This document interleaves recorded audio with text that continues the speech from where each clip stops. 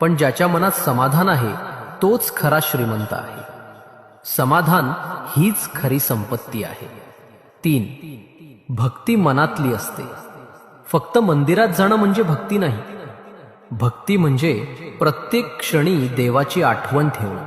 हीच भक्ती मन शुद्ध करते आणि जीवन सुंदर करते. 4. राग मनाला जाळतो. राग दुसऱ्याला नाही, तुलाच जाळतो. रागाने सुख नाही मिळत, दुःखच वाढतं. म्हणून संयम आणि शांतता या 2 गोष्टी जपा. 5. दान निस्वार्थाने करा. दान हे नावासाठी नको, ते मन शुद्ध करण्यासाठी असतं.